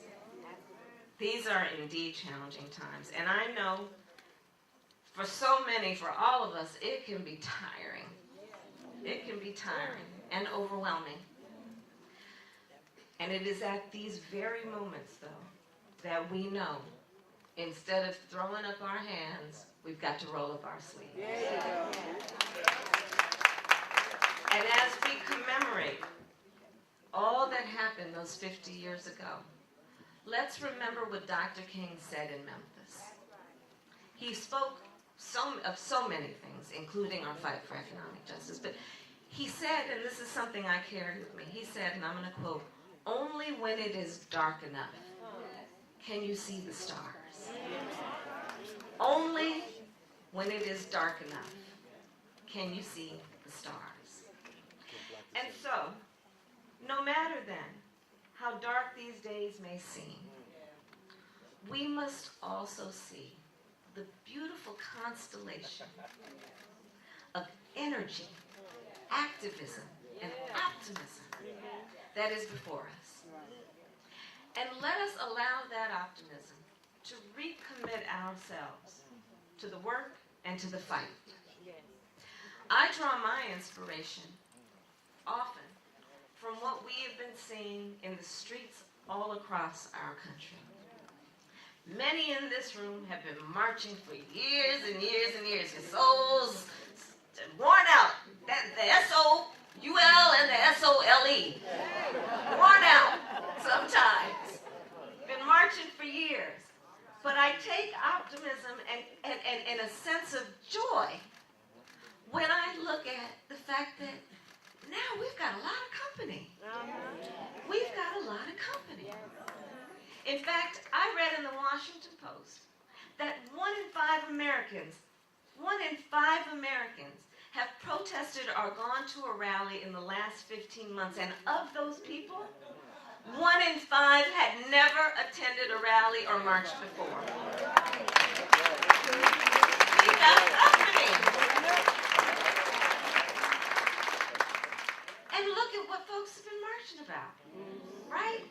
They've been marching for women to be heard. They've been marching for science to be respected, for students to be protected, and for Black lives to matter. They're marching. We got company. We got company. And yes, like 50 years ago in Selma, the folks who are marching are coalition strong. I kind of made up that term, right? Of coalition strong. Right? Coalitions, we're stronger when we build the coalitions. National Action Network has been doing that for years, right? And so you look at the streets and you watch these marches and we look at who's marching next to us. And we see folks out there are black and white and every color of the rainbow. They are imams and rabbis and preachers. They are gay, they are straight, they are old, they are young. And when I see that, when we see that, let's see what we see. We know we are looking at our future. When we see these young people, we are being reminded of the leaders that we celebrate for all they did 50 years ago. Because remember, those leaders were young themselves. Dr. King was 26 when he helped lead the Montgomery bus boycott. 26. John Lewis was 21 when he went down to Mississippi as one of the original Freedom Riders. He was 23 when he spoke at the March on Washington. Diane Nash was 22 when she started leading the sit-ins in Nashville. And Rev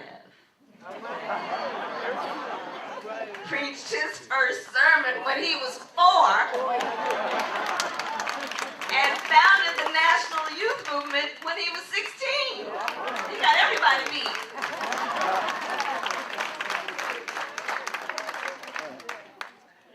So let us, in the darkness before us, see the stars. Let us see the stars. And so 50 years then, after Dr. King was assassinated, we can still remain inspired by his vision. And as I close, I would ask us then to think about where we are going. Let's be inspired. Let's be inspired. Let's be inspired by the fight before us. Let's think of it in a way that we are motivated by what someone like Brian Stevenson or Ta-Nehisi Coates will write about our fight for justice in a moment 50 years from now. What will people read? What will they read? What will they read? Because I think history will write about people like Naomi Wadler, that 11-year-old girl who spoke the truth in Washington, D.C. at the March for Our Lives. And remember, she was just smart and beautiful and strong.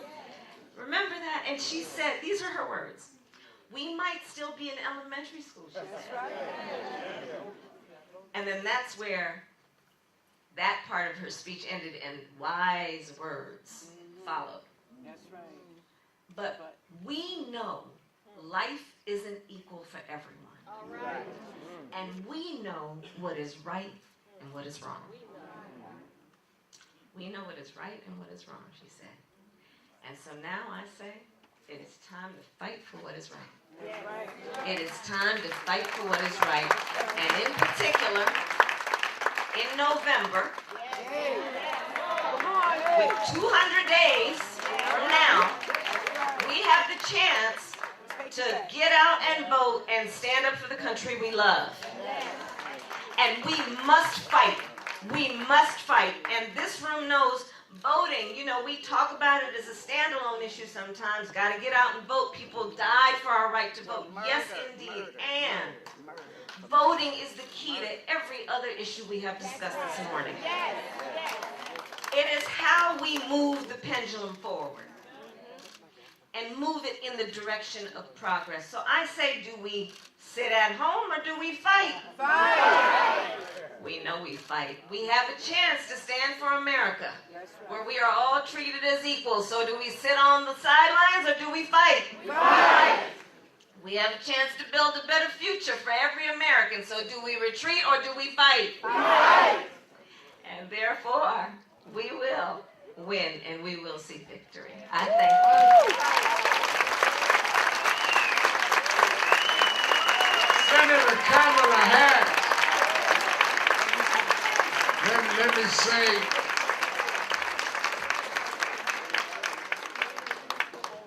about 60 years ago, when we were fighting for the right to vote, the sheriff punched a man, and he kept fighting. And he's being honored at our minister's luncheon today. He worked side by side with Dr. King, and he's in his 90s now, but he's in the house today, Reverend C.T. Vivian. Give Reverend Vivian.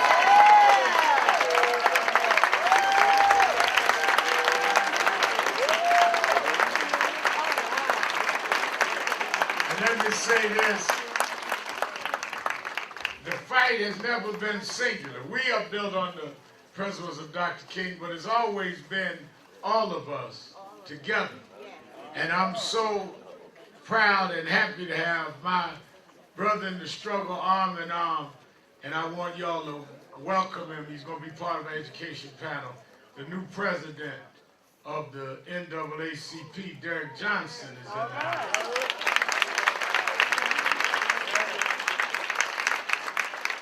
Now we're going. He just walked out to go to his family. He'll be back. All right, but he's here in the house. Don't make me a liar. I'm gonna bring the senator to the CT, and we're gonna bring her out. She's gonna shake hands on the way out. Now, you know, Shane Harris, who heads our San Diego chapter, thinks that he is her one and only. So he will hurt you if you get in the way. So Shane's gonna get there. He get a little aggressive. I keep telling Kamala LeBlanc and everybody, no, that's my senator. So y'all let us get her over there to see CT Vivian, because she respects what it wouldn't have been her without him. I'm going to bring on to start our education panel, woman that needs no introduction, a fighter, the Shirley Chisholm out of time. She wears those hats because she got something under them hats to say. The one and only Florida Sun herself, Congresswoman Frederica Wilson.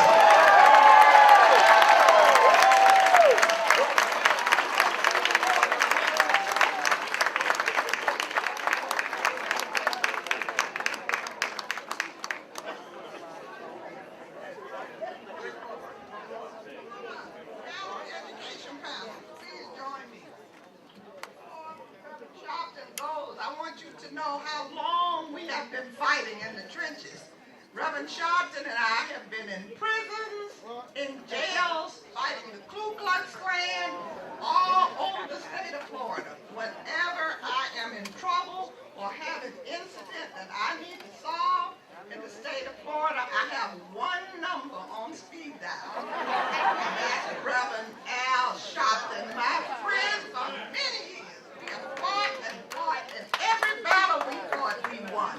So let's give him a big round.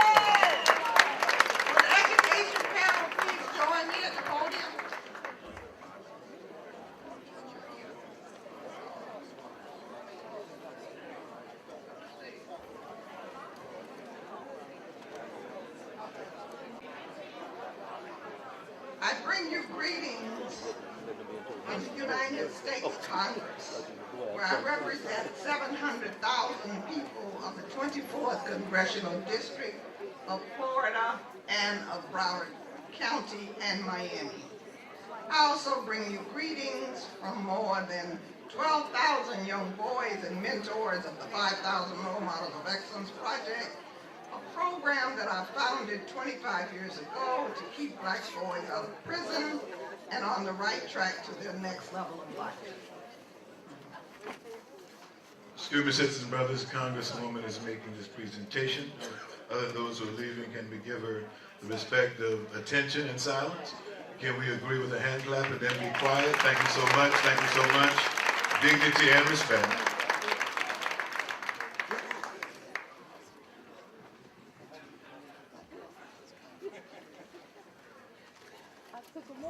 I bring you greetings from the great state of Florida, where I represent 700,000 men, women, and children in the United States Congress. And I also bring you greetings from the more than 12,000 young boys and mentors of the 5,000 Role Models of Excellence Project, a program that I founded 25 years ago to keep black boys out of prison and on the right track. The young soldier that you saw me advocating for, Sergeant David Johnson, who was killed in Nigeria, is a member of that program. So you can see that fight for me, for that young soldier, and his widow and family is very personal for me. I stand here today watching and waiting for a new day. 50 years after the assassination of Dr. Martin Luther King Jr., and all is not well. And in some instances and circumstances, it's worse. Sure, we can wash our hands in the same sinks if we want to, but all is not well. Bathrooms, the movie theaters, the beaches are no longer segregated. We can ride in the front of the buses if we want to and go through the front door, but all is not well. And I'm sure Dr. King is exclaiming from his grave, God of our weary years, God of our silent tears, if not us, who, if not now, when? We are losing our democracy. Our country is being brought to its knees with corruption and disruption and disarray and disorganization and discord emanating from the White House. The Russians hijacked our 2016 elections and they are already interfering in our 2018 midterm elections.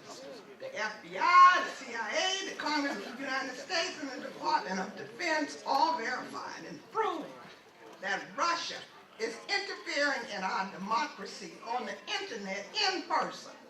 And our intellectually challenged president refuses to acknowledge that fact. I love it.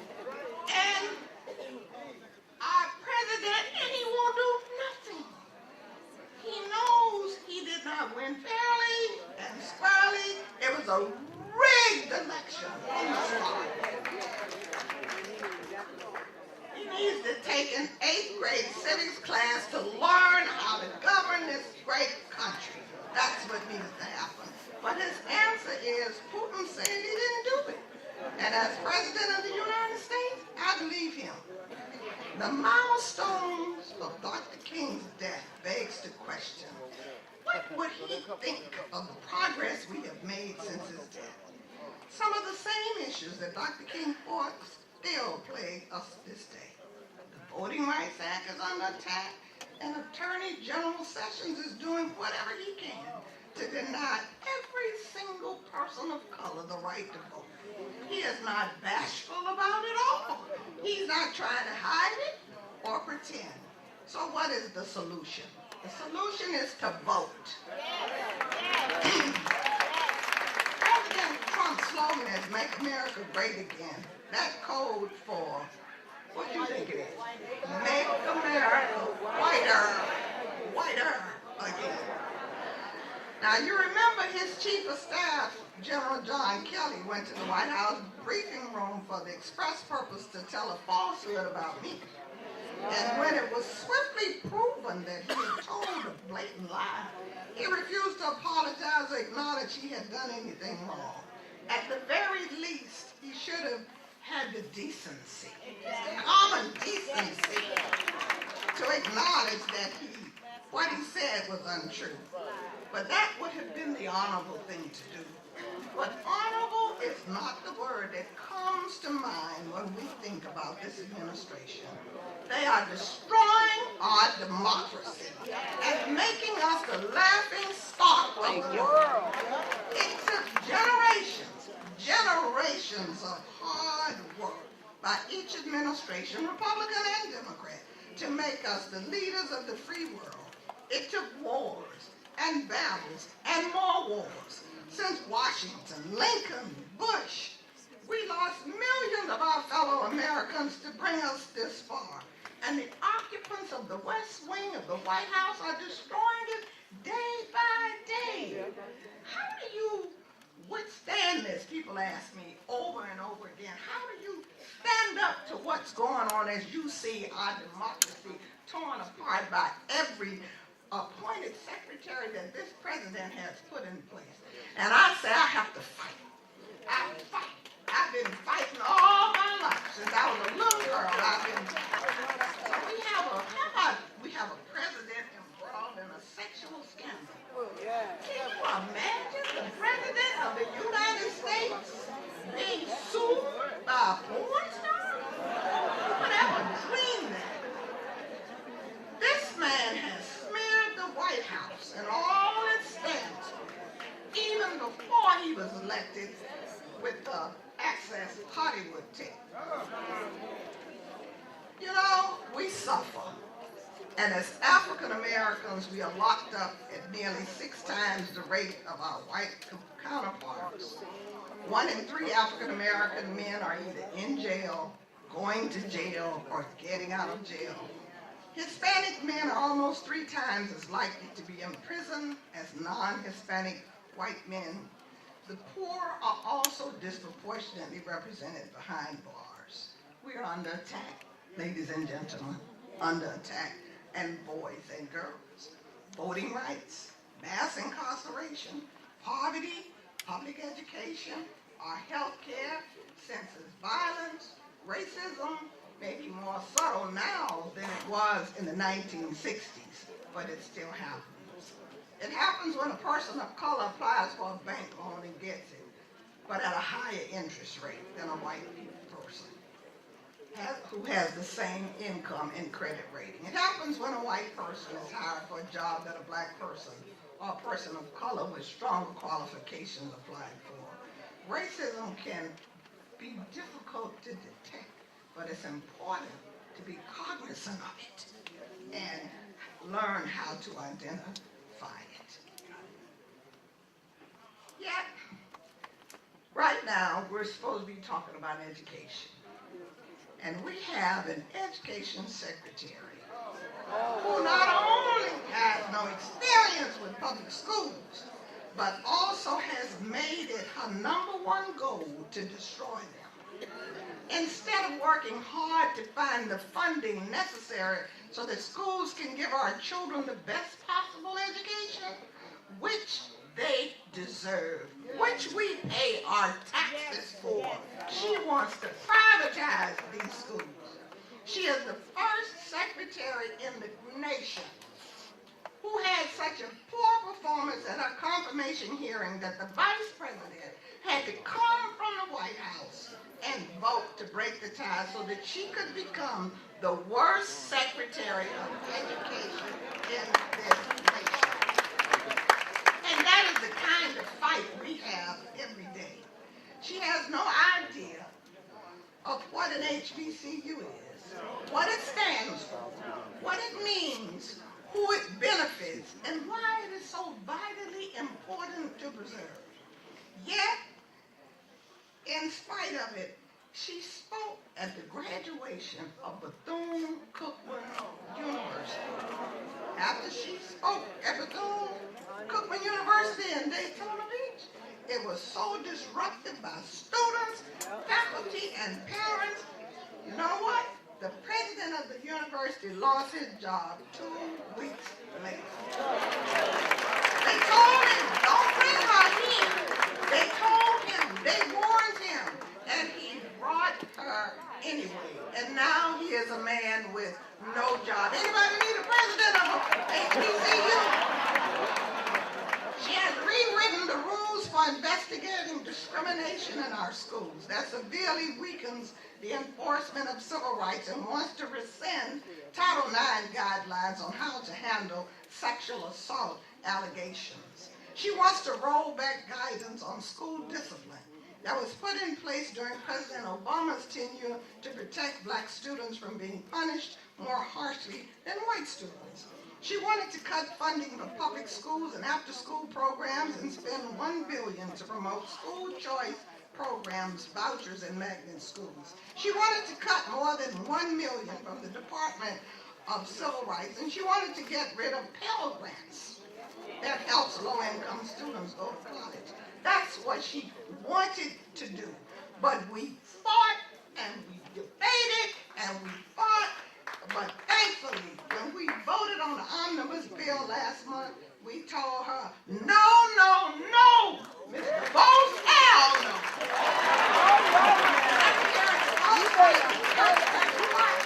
Budget by $9 million, and we increased it by $3.9 billion. We also increased the Civil Rights Office's funding by $8.5 billion, increased the ceiling for Pell Grants and funding for the program, and increased funding for the Supplemental Education Opportunity Grant Program. Her budget also would have slashed grant programs that support student mental health services. Now, given the role that mental health is played in these school shootings. Doesn't that just sound crazy? Speaking of which, she does not have a problem, and she wants to arm teachers in schools with guns. First of all, there are too many damn guns in America today. That's too many.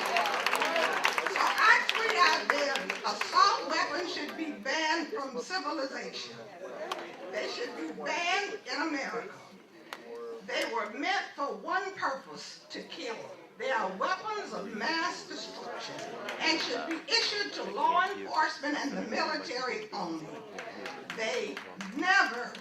We need to reinstate the assault weapons ban, and I have filed a bill just to do that. So when you arm a teacher, where does the teacher keep the gun? Does the teacher keep the gun on his waist? Does the teacher keep the gun in a safe or in his desk drawer?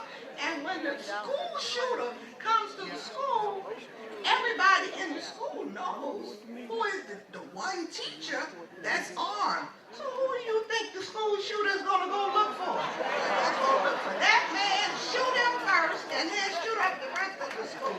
Never heard of anything so stupid. When I visited China, the people said to me, I said, when are you coming to America? They said, no, I'm not coming to America because I don't want to get shot. This lady, Ms. DeVos, needs to spend some time in our nation's public schools, right? But the only reason she can't, because when they announce that she's coming to a public school, all the children rise up, the teachers rise up, so she can't come. She's also avoided testifying before the Education Committee in the House. That's the committee I sit on. And I know she knows me. So, what do we do? Where do we go from here? First, we have to keep an eye on education. Keep an eye on the education department. Keep an eye on what she does. And stay informed of any efforts to downgrade our schools. And we have to fight. If you see something, say something to your elected officials. From your member of Congress to your local school board representatives, and talk about it in your community. And let your state legislators know what you have been hearing, because they have to fight too. And remember to vote. I cannot stress enough how important it is to make sure that the only way that we can put our best foot forward and put in the people who share our values is to vote. And you know, as black people, we have such short memories. Don't forget these people who are destroying your nation, who are blocking everything for your children, and you get out and vote. And you don't wait for November. You vote now in your midterm elections, in your local elections, in your state elections. You vote and you tell all of your friends, and on election day you get up in the morning and you go down your street and you knock on every door and say, come on out, knock, come on out, follow me to the polls. Because see, all of you are here because you are leaders. And because you understand. And because you know what the vote means. The average person is working. This doesn't even cross their mind. They don't look at CNN and MSNBC and Fox News. They don't understand and they don't know. So I'm depending on each and every one of you in this audience to bring to the polls at least 10,000 people. Can you do that?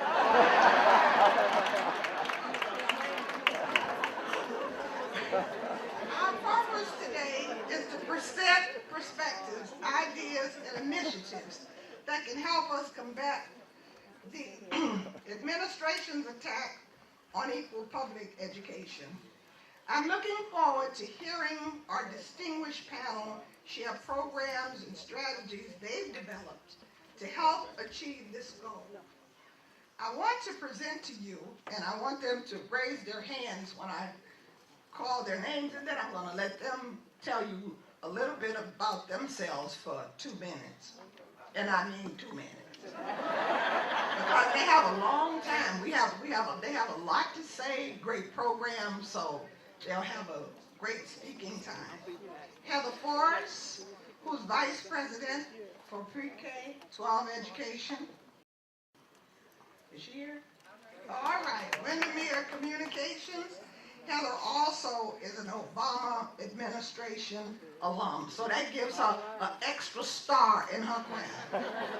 Reverend, the Right Reverend Nelson B. Rivers III, Vice President for Religious Affairs and External Relations of the National Action Network and Chairman of the Charity Foundation.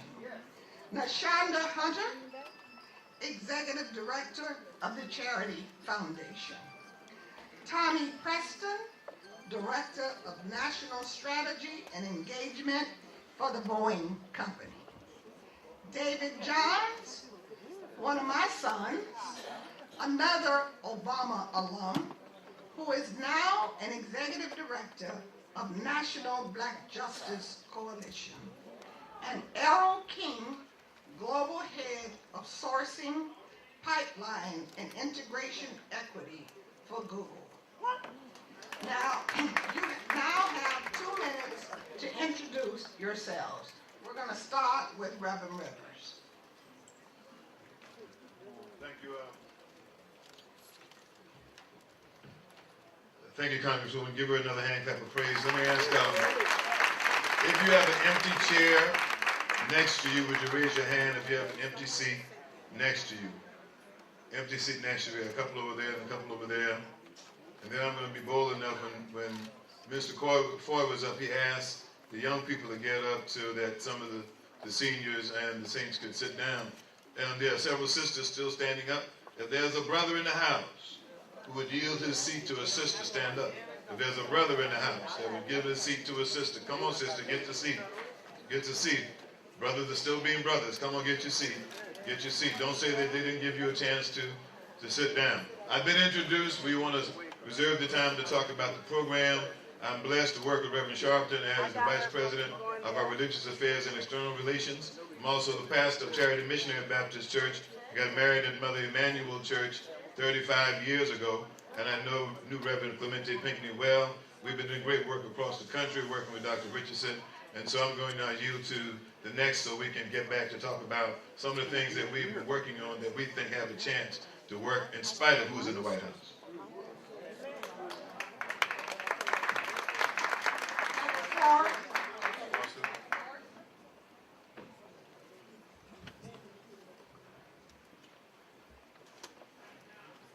Good morning, everybody. My name is Heather Foster. I was born and raised in Atlanta, Georgia, in a house full of